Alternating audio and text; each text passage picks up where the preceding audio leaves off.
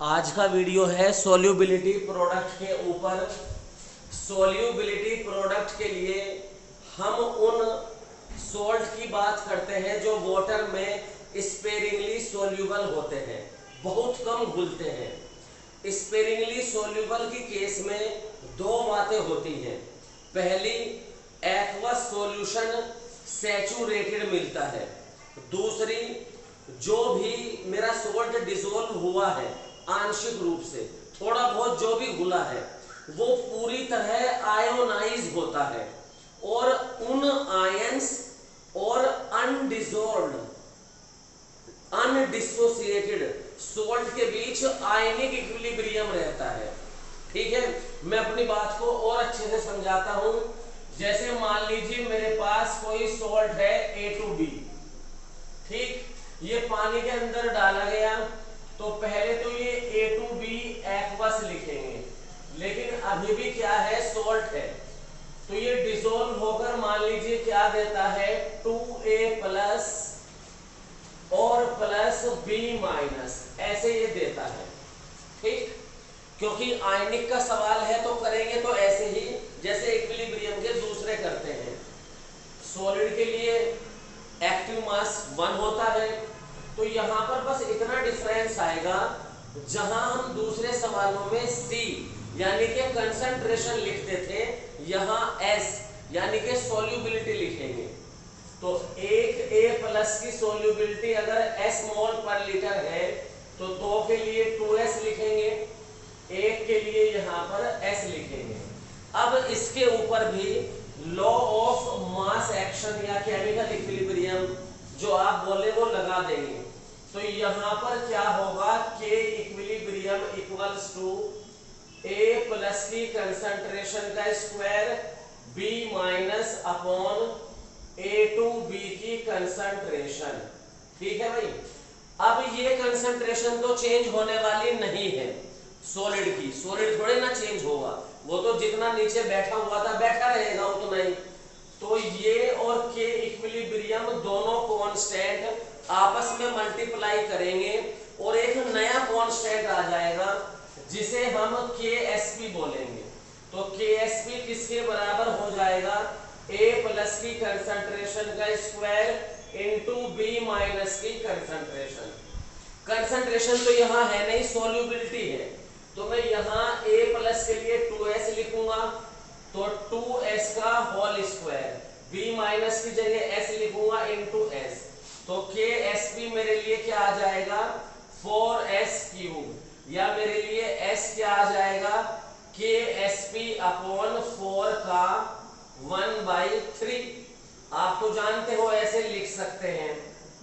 अगर S में और KSP में सिर्फ रिलेशन बताना है तो इतना बड़ा करने की जरूरत नहीं थी, हम बहुत आसानी से भी कर सकते थे। कैसे, जैसे मान लो A2B टाइप का सॉल्ट है तो कैसे करेंगे, A2 यानी कि A के 2 मोल है तो 2S लिख दो, और इसके 2 मोल आयोनाइज हुए होंगे, जो यहाँ नंबर लिखो वो पावर में भी चला जाएगा।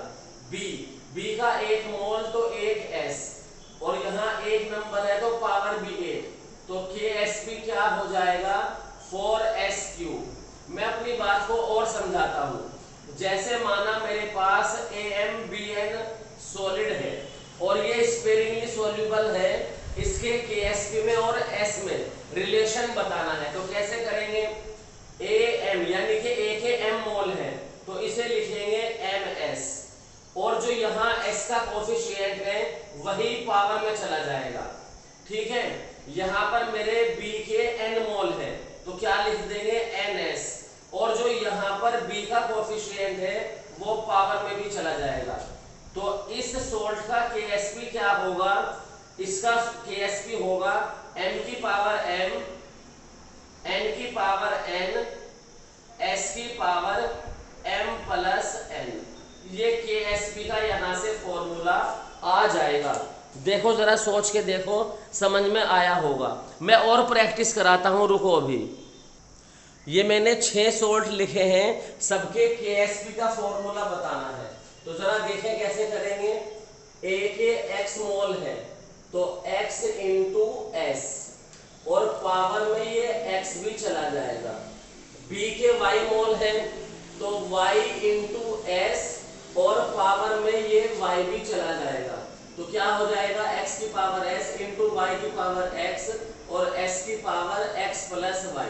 ऐसे जनरल फॉर्मूला बन गया। ठीक है, अब देखो AgCl, Ag का भी 1 मोल, Cl का भी यहाँ कोफिशिएंट 1, Ag का भी कोफिशिएंट 1, Cl का भी 1, तो 1 इंटू एस पावर में भी 1, 1 इंटू एस पावर में भी 1, तो ये हो जाएगा s स्क्वायर। Ag के यहाँ 2 कोफिशिएंट है तो 2s लिखेंगे, जो यहाँ लिखा जाएगा वो पावर में भी। CrO4 अकेला है तो 1s और पावर में भी 1, तो कितना हो जाएगा 4s क्यूब। Ba के 3 है तो लिख दो 3s, जो यहाँ s का कोफिशिएंट है वो पावर में भी जाएगा। PO4 का होल ट्वाइस तो 2s और जो यहाँ नंबर है वो पावर में भी जाएगा, तो इनकी मल्टीप्लाई कर दो। s की पावर कितनी हो जाएगी 3 और 2 5, 2 दूनी 4 और 7, ये हो जाएगा 108, ये हो जाएगा 108 s की पावर 5। अब तो आ गया होगा लिखना, इसका बताओ कैसे लिखेंगे, अपने आप लिख के देखो वीडियो पॉज करके। Li के 3 है तो 3s की पावर 3, Na के 3 है तो 3s की पावर 3, AlO3 के 2 हैं तो 2s का होल स्क्वायर। कहने का मतलब है जो यहाँ नंबर होगा उतना s और उतना ही पावर, जो यहाँ नंबर होगा उतना s उतनी ही पावर। तो ये जब सॉल्व करेंगे तो s की पावर कितनी आ जाएगी 8, और जब सारी मल्टीप्लाई करेंगे तो ये आ जाएगा 2916, तो इतना आंसर आ जाएगा KSP में और सोल्यूबिलिटी में रिलेशन। सही हुआ होगा सब बच्चों का। अगर पेपर में सवाल ऐसा आया कि सोल्यूबिलिटी S और KSP में क्या रिलेशन है, फिर तो तुरंत जल्दी से ऐसे ही कर देना, कोई लॉ ऑफ केमिकल इक्विलिब्रियम मत लगाना, कोई देरी वाला काम मत करना, सीधे लिख देना, जल्दी से आ जाएगा। लेकिन अगर न्यूमेरिकल आया तो न्यूमेरिकल में तो आपको एक बार इक्वेशन लिख के देख लेनी ही चाहिए, वरना गलत होने के चांसेस बहुत हो जाते हैं। एक बार इक्वेशन लिखकर जरूर देखना चाहिए। आयनिक के सवाल बिना इक्वेशन लिखे अगर हो भी जाते हैं, बहुत केसेस में होते भी हैं, लेकिन जो मैं पर्टिकुलर सोल्यूबिलिटी पढ़ा रहा हूँ, मैं सवाल करके दूंगा आपको। सोल्यूबिलिटी के कुछ सवाल ऐसे हैं जिनमें अगर इक्वेशन ना लिखें तो आप गलती कर देंगे, मैं तो सही कर लूंगा, वो भी मैं डिस्कस करूंगा, अभी रुक जाइए आप। यहाँ एक दो बातें इंपॉर्टेंट है। अगर कोई हाइड्रेटेड सॉल्ट दिया है तो उसमें वाटर ऑफ क्रिस्टलाइजेशन का कोई रोल नहीं होता, वाटर ऑफ क्रिस्टलाइजेशन को इग्नोर कर देना है। Na2CO3 का KSP Na+2 कार्बोनेट ऐसे ही लिखेंगे जैसे कि इसमें वाटर ना हो, यानी कि Na के 2 है तो 2s की पावर 2, कार्बोनेट अकेला है तो s की पावर 1, 4s क्यूब, मतलब वाटर ऑफ क्रिस्टलाइजेशन का कोई रोल नहीं होता, तो इससे कंफ्यूज ना हो। अब इसके 3 इंपॉर्टेंट एप्लीकेशन है, 3 बातें इंपॉर्टेंट है।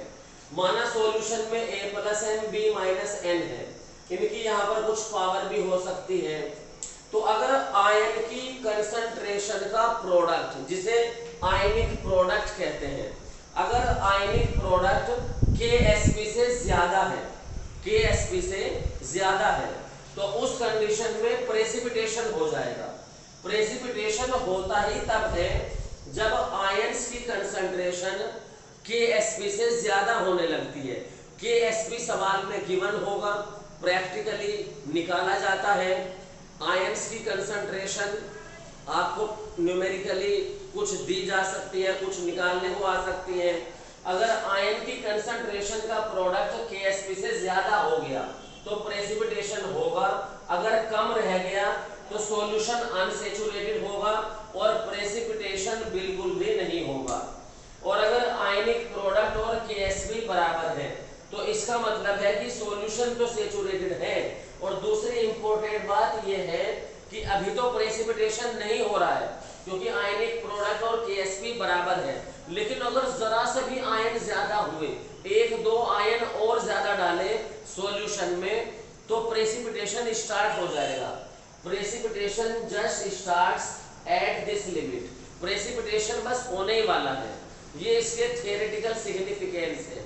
बस इतनी बातें पता होनी चाहिए, बाकी तो सब न्यूमेरिकल ऐसे ही हैं जैसे कि आयनिक इक्विलिब्रियम के दूसरे न्यूमेरिकल हैं, आसानी से हो जाएंगे। ठीक है